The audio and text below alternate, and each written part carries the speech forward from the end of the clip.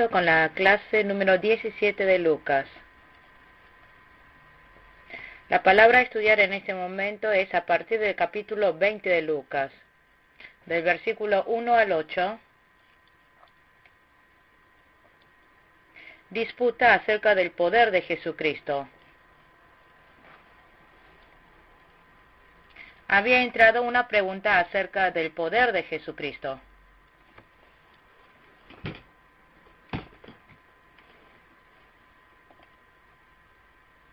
Hubo una ocasión en que Jesús había entrado a la sinagoga con autoridad del rey para purificar. Y también hubo ocasión en que con el poder de Dios había echado fuera demonios y sanados. Habían venido para discutir estas dos cosas. Primeramente dijo, ¿de dónde viene ese poder? Y en segundo lugar, ¿quién le había dado ese poder? Porque había aparecido un gran poder, no podían despreciarlo. Pero los sanedrines no habían hecho ningún poder. Por eso no sabía si ese poder era de Dios o de hombre.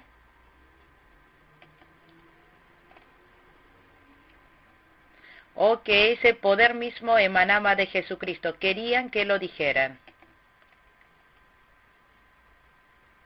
Pero Jesucristo les contesta poniendo ciertas condiciones.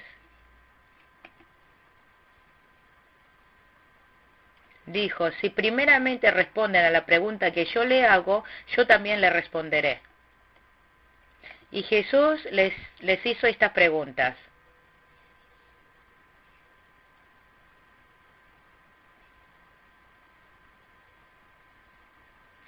Que si el bautismo de Juan el Bautista era de hombre o venía del cielo.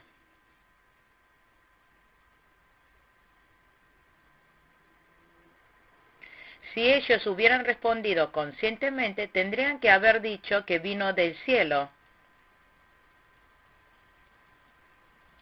Porque todo el pueblo lo creían así.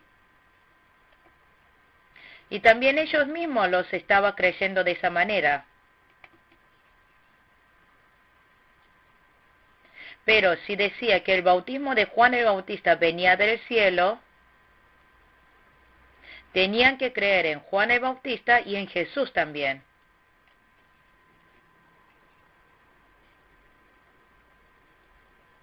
¿Por qué? Porque Juan había testificado de que Jesús es el Cristo. Y si venía del hombre,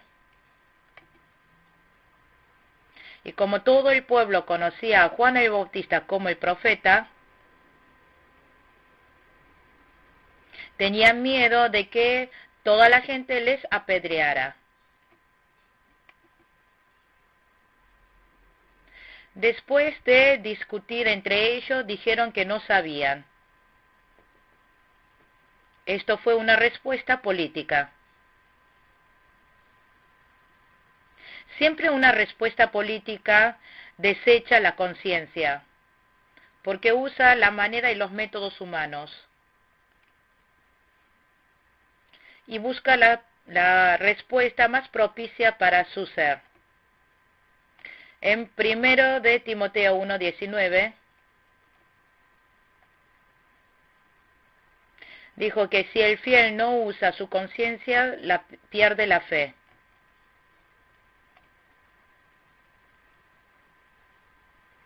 Sea lo que sea, la manera y el método de hacer tiene que estar a la voluntad de Dios. Ante estas personas que han tenido esta respuesta, Jesús les responde.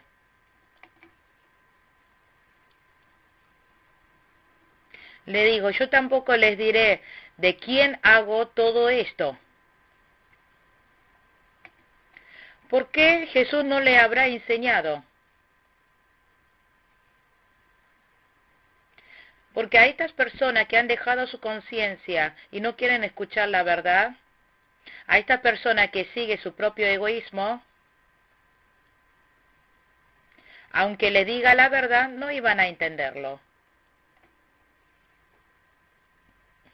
Era lo mismo que dar perlas a los cerdos.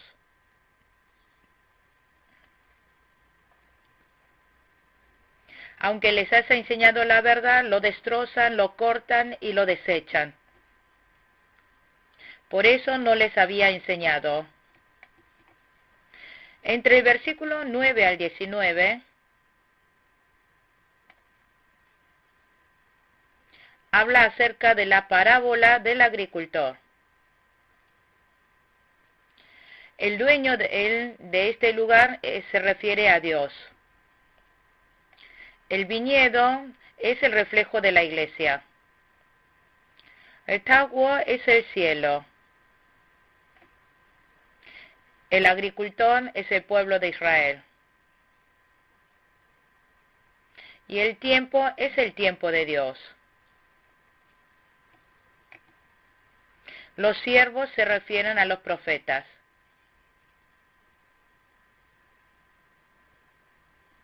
El dueño, para obtener la cosecha, envió un siervo a los sembradores, pero los devolvió muy golpeado.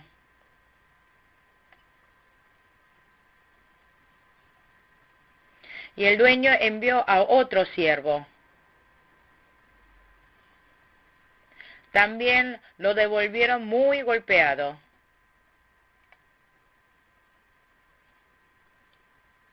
Y de nuevo, en tercer lugar, envió a otro siervo. Y lo devolvió también muy golpeado.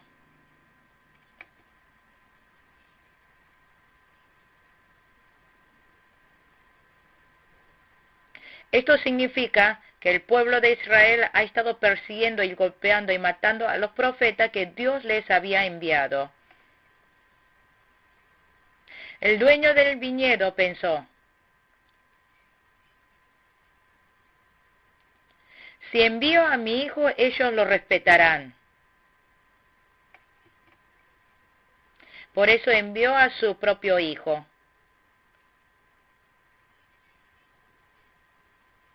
Este hijo señala al Hijo de Dios, a Jesucristo.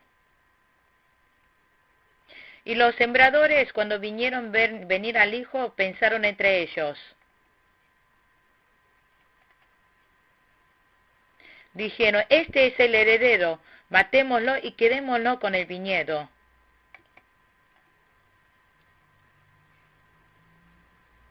Así que lo llevaron fuera del viñedo y lo mataron. El viñedo era de Dios.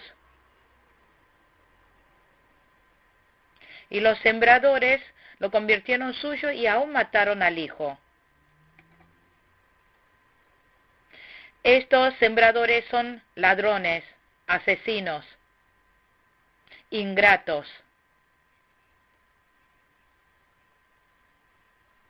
Por eso el dueño los destruirá a los malos.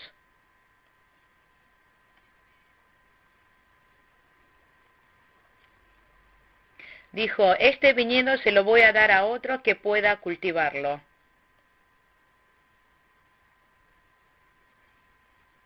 La iglesia es de Dios. Tiene que entregar frutos a Dios. Dar toda la gloria a Dios. No es de pastores la iglesia, ni de los presbíteros ancianos, ni de los fieles creyentes. ¿Cuál es el fruto que debemos entregar a Dios? El fruto de nuestro trabajo, el fruto de nuestros estudios.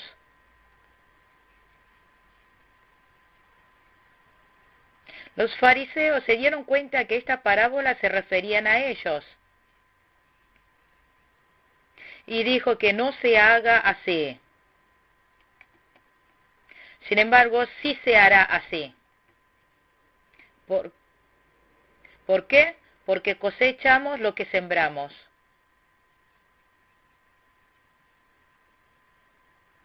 Jesucristo cita la palabra de Salmo 118, 22. La piedra que han desechado los edificadores ha venido a ser la cabeza del ángulo.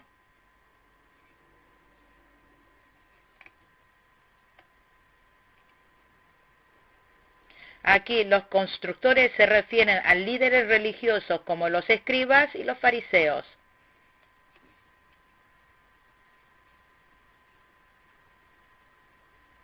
Que la piedra que estos constructores habían desechado fue a ser la piedra más importante de la construcción.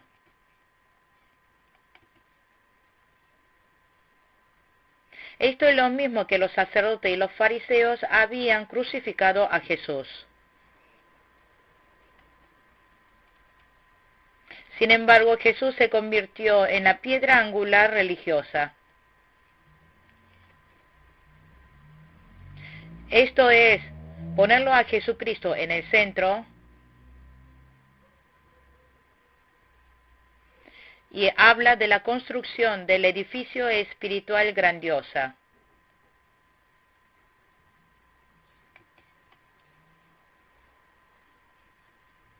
Dijo que todo lo que se oponga a Jesucristo serán destruidos y desterrados. Que la roca caiga sobre la gente significa que Jesús, que la roca, juzgará a la gente.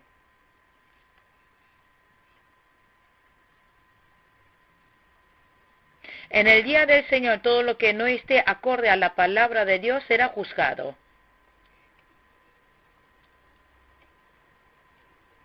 Los sacerdotes y los fariseos temían siempre lo que decían los hombres.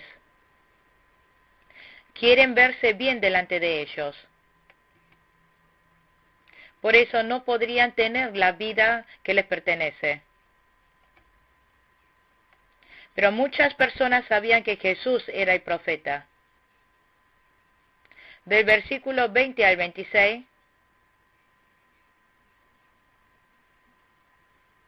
se presenta el problema de la cobranza de entregar la moneda a César. Probaron a Jesús.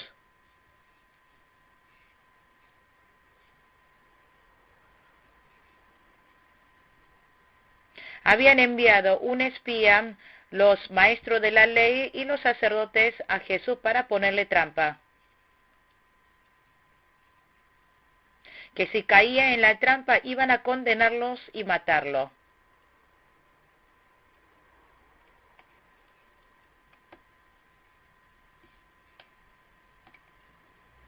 Por eso envió a su discípulo junto con los herodianos para hacerle caer en la trampa.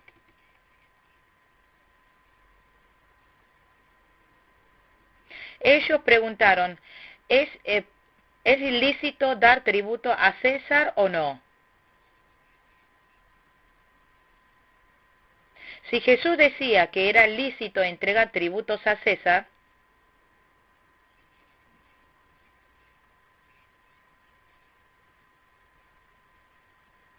iban a decir que no tenía capacidad de ser el Cristo porque se contradecía las expectativas de los israelitas. Pero si decía que no era ilícito, iban a decir que estaba en contra de César.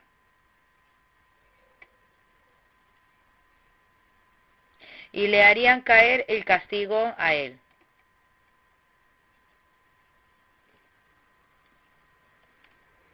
Jesús, sabiendo todo esto, tomó un denario.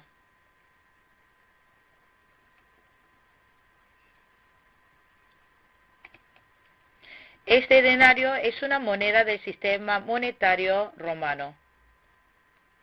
Allí está dibujada la imagen de César.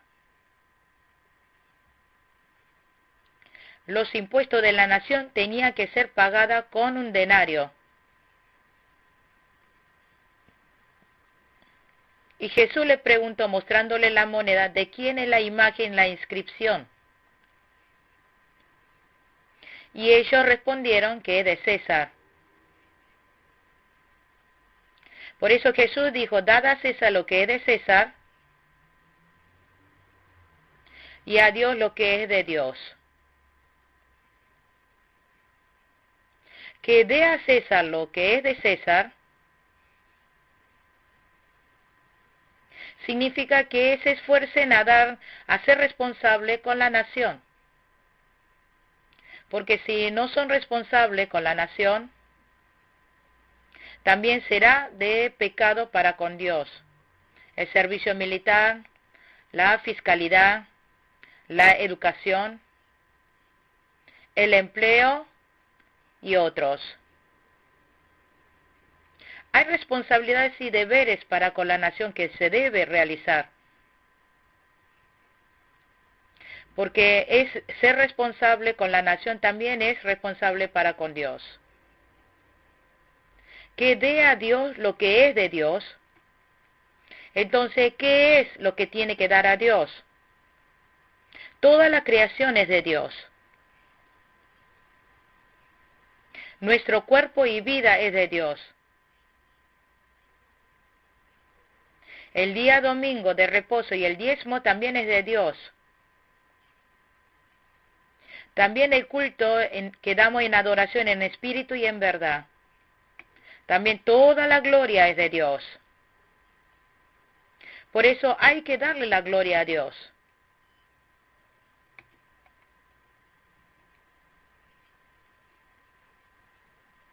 Porque todo el poder y la honra y los frutos son de Dios, debemos darle a Dios. Del versículo 27 al 40, aparecen las preguntas acerca de la resurrección. Los saduceos tienen diferentes doctrinas que los fariseos.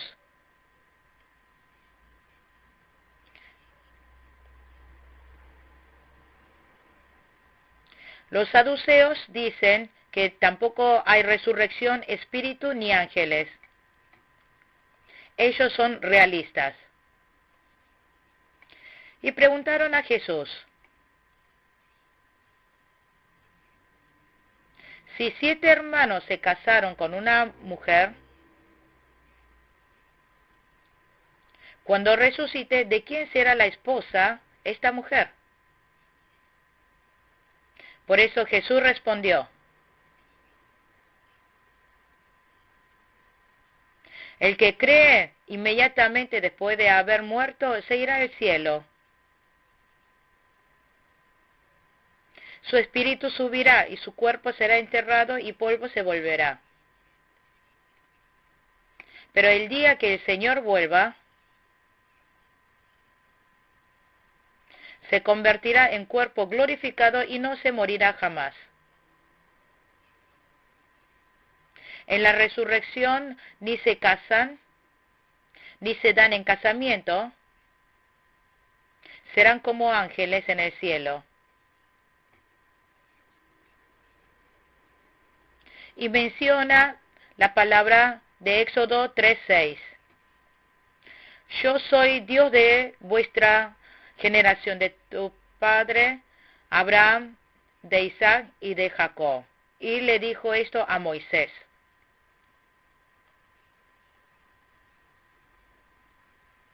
Moisés fue un hombre que estuvo 600 años después de Abraham.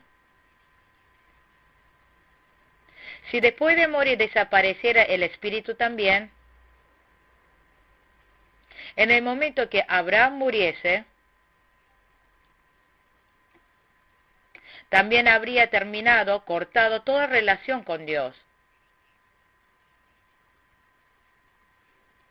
Pero Dios, aún después de él, la muerte de Abraham, 600 años después, le dijo a Moisés,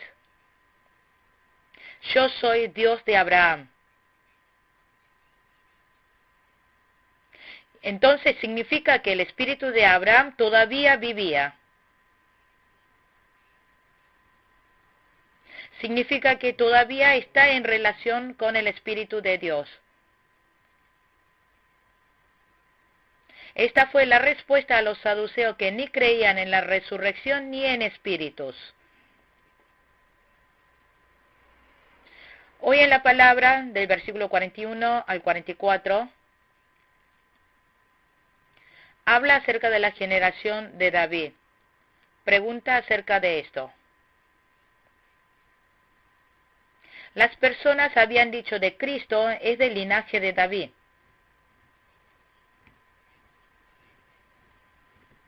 Por eso Jesús dijo que si fuese del linaje de David, le preguntarían cómo dicen que el Cristo es hijo de David. En ese momento Jesús cita la palabra de Salmo 110:1.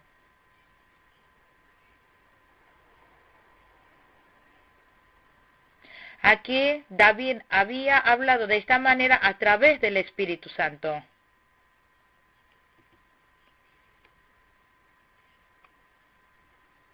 Cristo en su divinidad es hijo de Dios, por eso dijo David que era el Señor. Como humano era del linaje de David.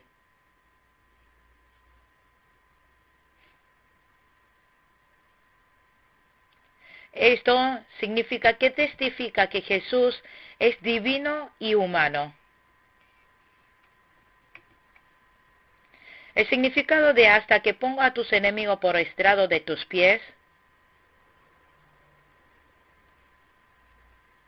está diciendo que Cristo conquistará a todos los enemigos y los vencerá. El significado de que se siente a la diestra de Dios es un lugar glorioso y honroso. Es un lugar muy importante y necesario.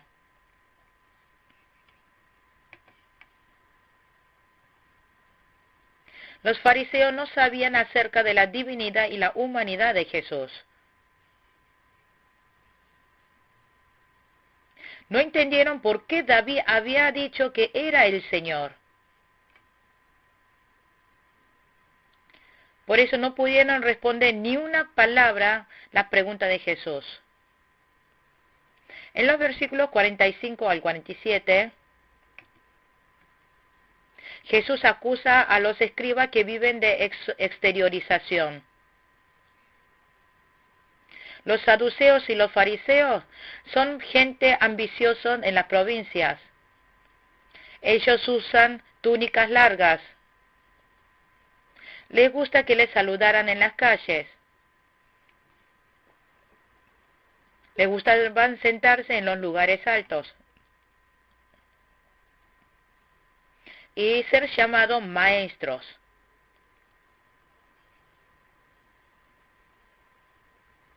Le gustaba muchísimo que lo reconocieran con honor y gloria. Por eso Jesús dijo que se apartara de esta clase de personas formales, porque esto no tiene vida.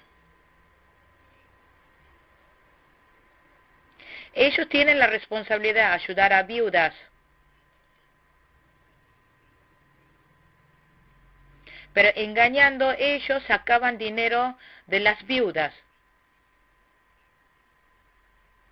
Estos religiosos están lejos de Dios. Son personas que usan la religión para explotar a las personas. Viven para sí mismos.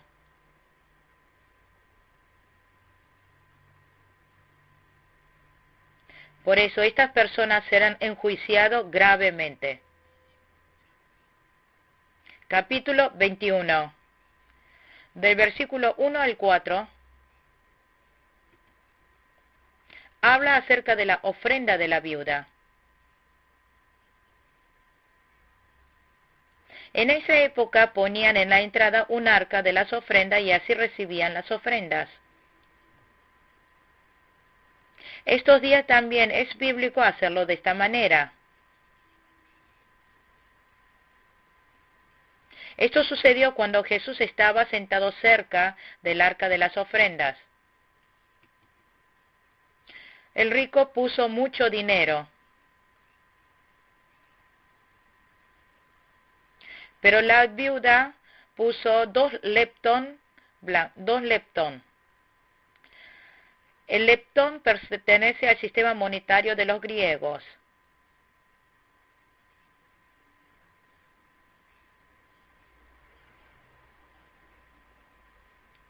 Esto equivale en el sistema monetario romano la mitad de un cuadrante.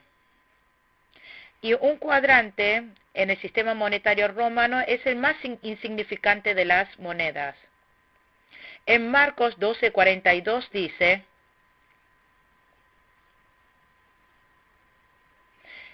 dijo, 2 leptón, 2 blancas, o sea, un cuadrante. Jesús dijo que más que el dinero que haya puesto el rico, dijo que la ofrenda que había puesto la viuda era mucho mayor.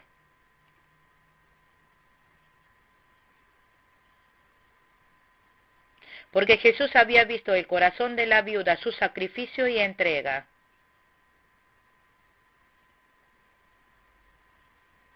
Que las otras personas pusieron solo una parte de su pertenencia.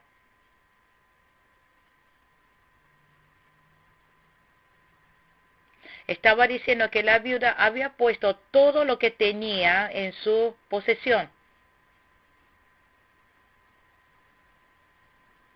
Dios siempre ve en nosotros primeramente nuestro esfuerzo y el corazón. Por lo tanto, cuando nosotros ofrendamos, no debemos hacerlo de manera inevitable o de mala gana, sino hacerlo voluntariamente, agradecido a Dios por su gracia.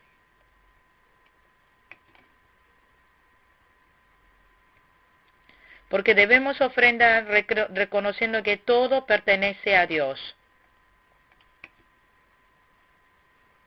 Con todo el corazón debemos entregar lo que Dios nos ha dado de su conmoción a nuestro corazón.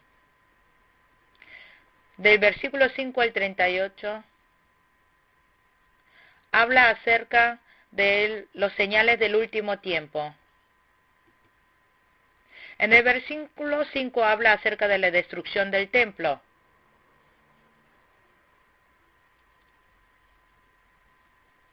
Jerusalén estaba construido con piedras hermosas. Fue un templo grandioso y esplendoroso. Por eso los discípulos, viendo esta hermosura, y les habló a Jesús adulando de este templo. Este templo se fue construyendo a partir del año 19 a.C. por Herodes.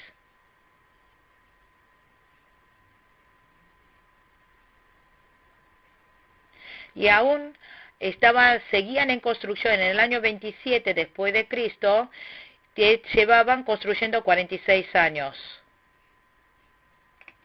Y en el año 63 después de Cristo fue completado.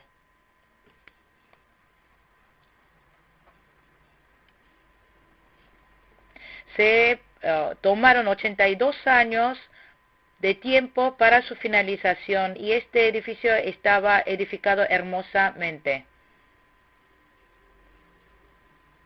Sin embargo, este templo, por la orden del general Titus, fue destruido al año 70. Este templo es símbolo de la religión judea.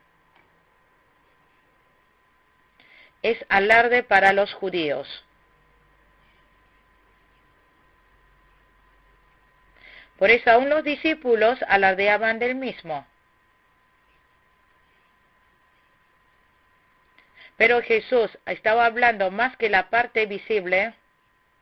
Es alguien que ve más allá de todo esto. La iglesia, cuando desaparece el poder de lo interior, solo queda decorar lo exterior.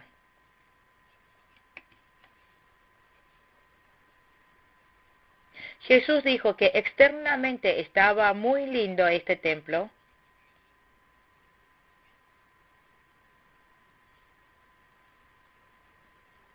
pero todo lo que estaba ocurriendo atrás no tenía vida y estaba corrupto. Por eso sería enjuiciado por Dios. Y miraba cómo no quedaría roca sobre roca.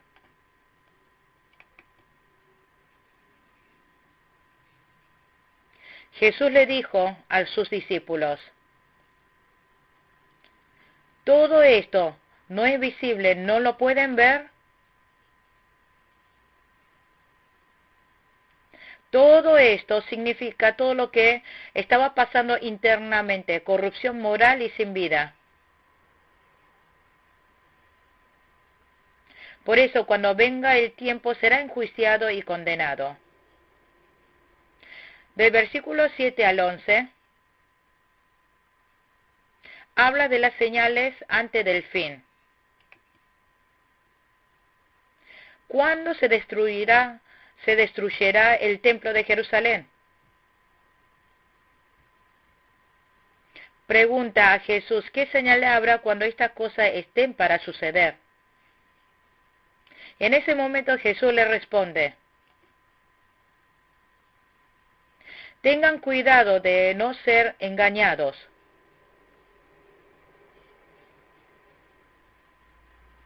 Porque muchos vendrán en mi nombre diciendo que yo soy el Cristo y engañarán a mucha gente. Y por eso muchos serán engañados y caerán.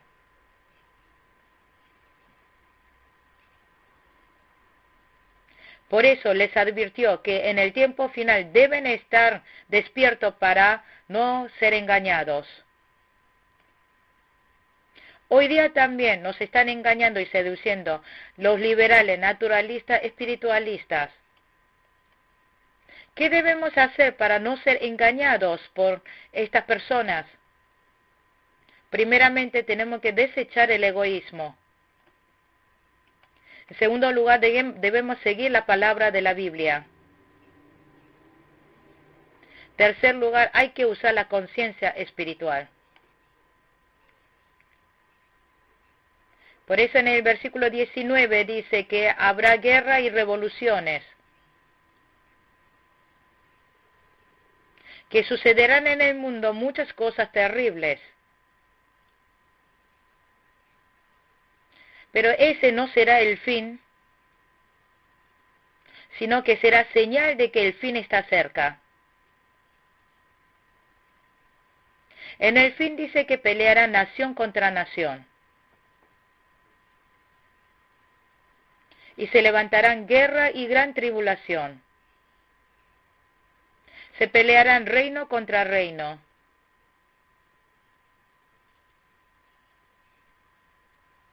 Las peleas cada vez se harán más grandes y se volverán nación contra nación.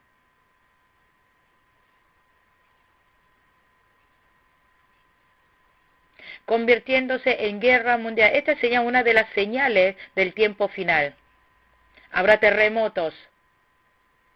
Esto señala motines.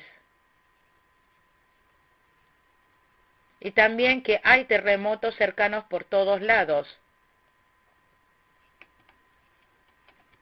Y en el tiempo final también habrá hambruna. Habrá hambre espiritual y hambre de la palabra.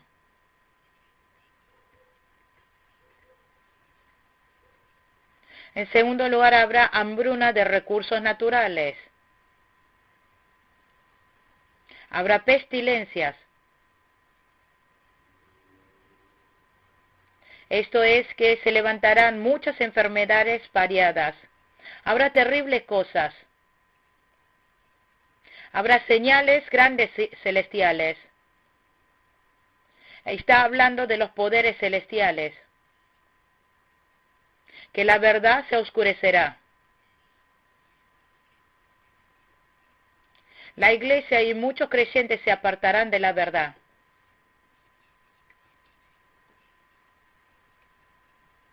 Del versículo 12 al 19 habla de la tribulación.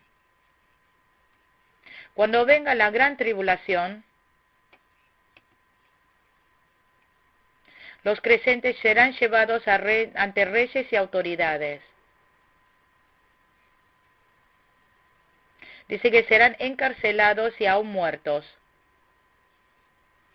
Pero a través de estas tribulaciones,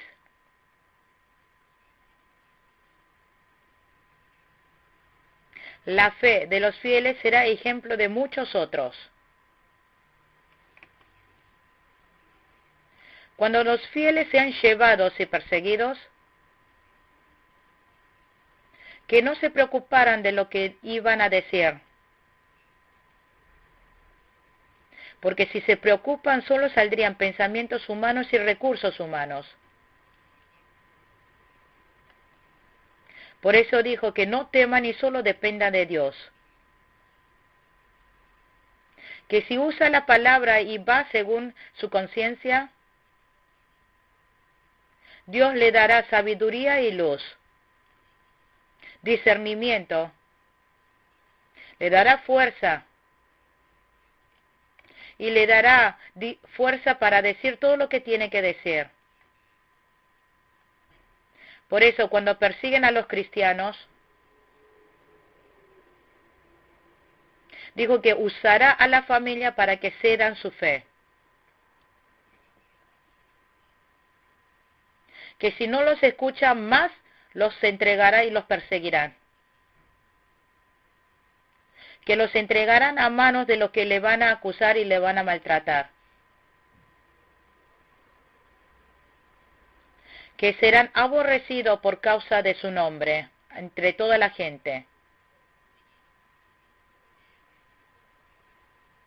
Porque el mundo se irá viendo las cosas de este mundo.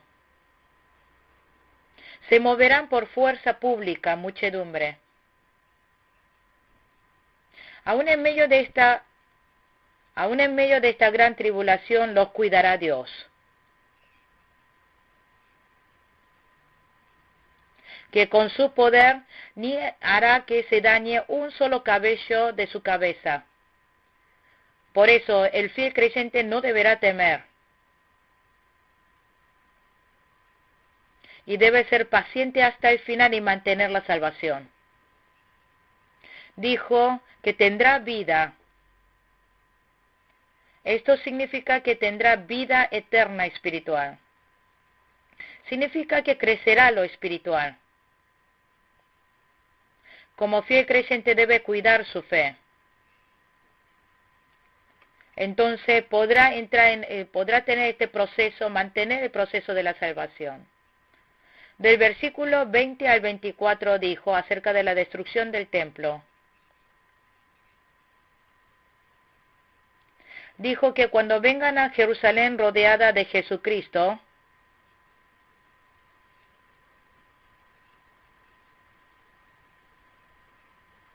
está diciendo y profetizando que en el año 70 vendrá el ejército romano y rodeará al templo.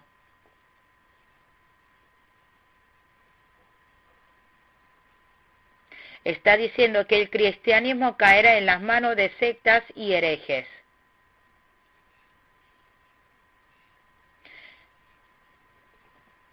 Y cuando vea rodeado de esta manera, ya estén pensando que el tiempo final está cerca.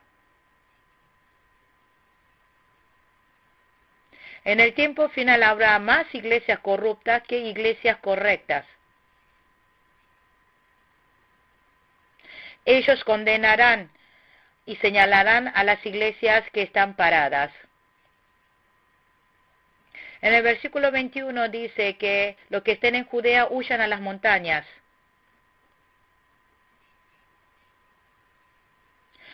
Los judeos son los que creen en Jesucristo. La montaña es el monte espiritual, el monte de Sión. Es el lugar donde está Dios. Los que estén en la ciudad salgan de ella, dice. Significa que no se quede más en la ciudad del pecado.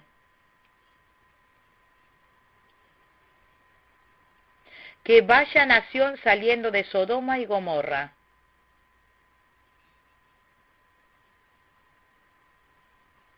Los que están en el campo son las personas que salieron de la ciudad.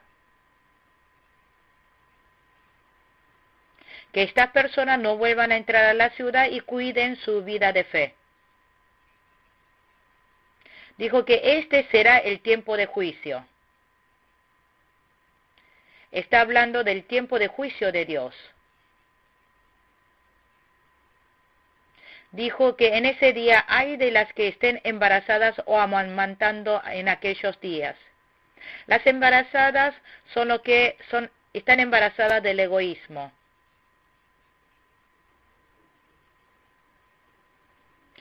Las amamantadas son lo que quitan lo necesario para la vida espiritual.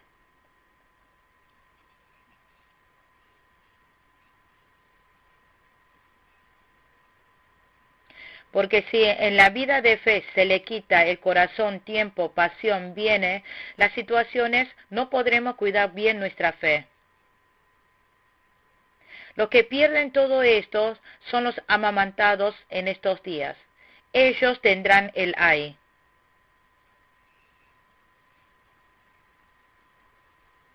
Dice que en el tiempo final los fieles seremos pisoteados por los que no creen. Serán muertos por espada y serán llevados cautivos.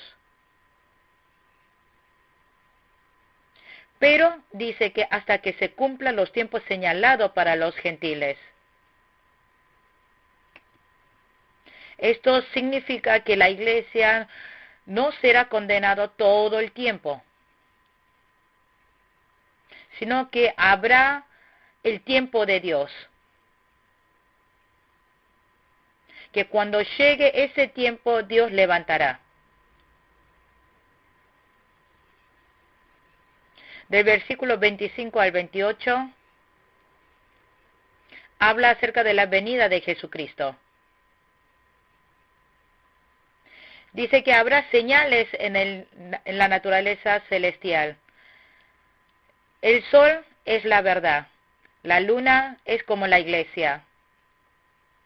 Como la luna refleja la luz del sol, la iglesia también debe reflejar la luz de la verdad al mundo. Las estrellas son los que tienen sabiduría.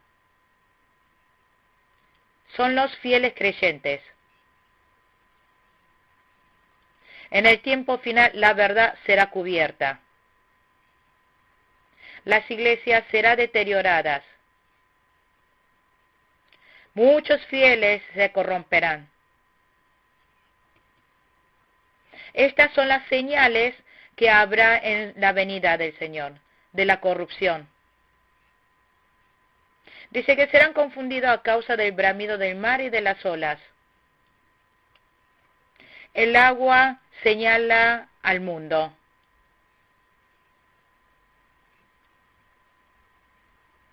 El mundo se quedará confundido como las olas del mar.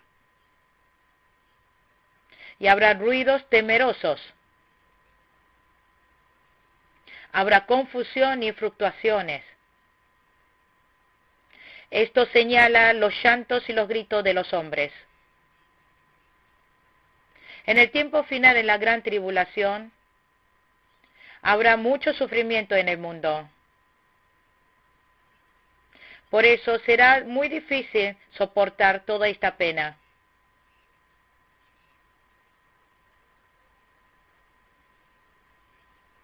Pero en ese momento Dios enviará a sus ángeles como a Miguel para resguardar a sus hijos. Los poderes del cielo se refieren a los ángeles. Está diciendo que los ángeles se levantarán para cuidar a los fieles.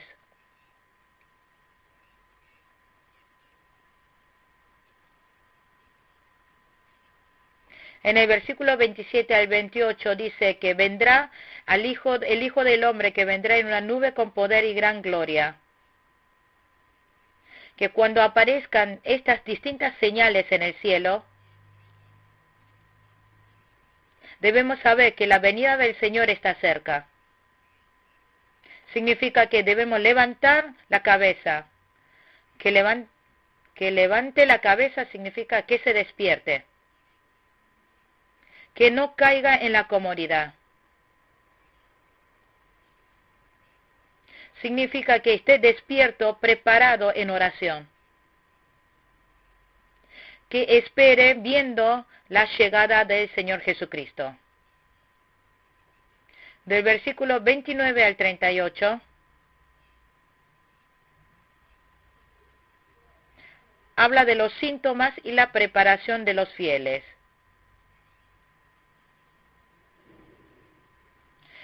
La higuera que aparece en esta parábola señala a la tierra de Judea. Todos los árboles es todas las naciones. Cuando empiecen a florecer la higuera, significa que el verano está cerca. Que cuando aparezcan todos estos síntomas, significa que debemos saber que la venida del Señor está cerca. Que se debilitarán las ramas y brotarán. Significa que el poder del pueblo de Israel será restaurado, que su pueblo volverá a su tierra natal. Ahora la higuera está brotando y floreciendo.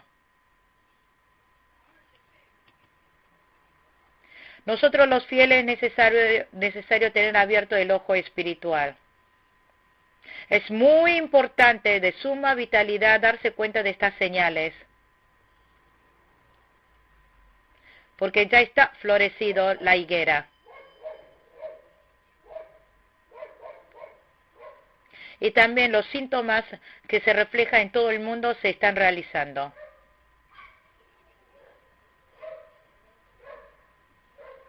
Nosotros los cristianos debemos saber que la venida del Señor Jesucristo está cerca. Por eso despierto debemos pasar esta gran tribulación. Hay que preparar muy bien la venida del Señor.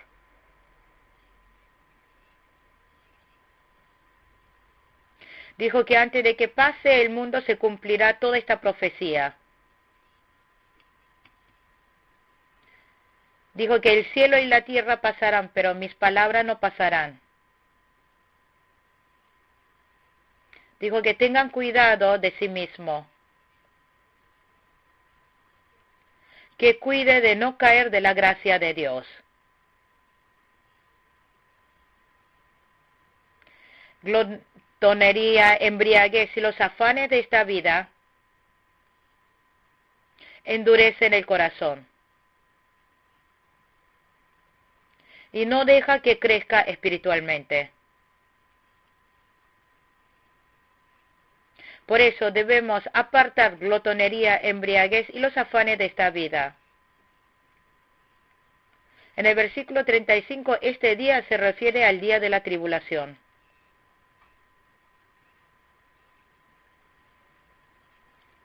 Que llegará esta gran tribulación para todas las personas del mundo.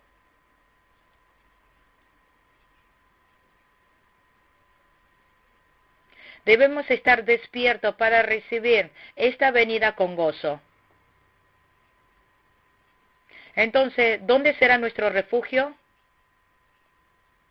Nuestro refugio serán los brazos de Dios, en Cristo, en la obediencia de la palabra de Dios.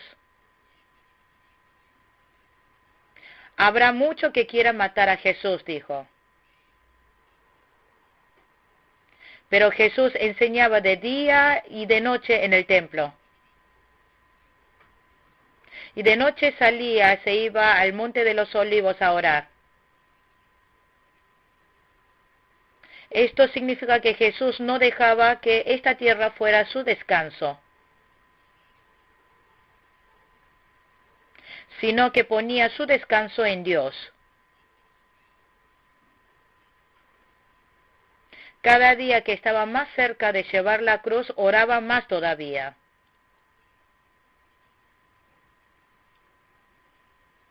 Estaba preparando para salir victorioso esto de llevar la cruz. Nosotros también debemos imitar esta actitud de Jesucristo. Con esto concluimos la clase número 17 de Lucas. Muchas gracias.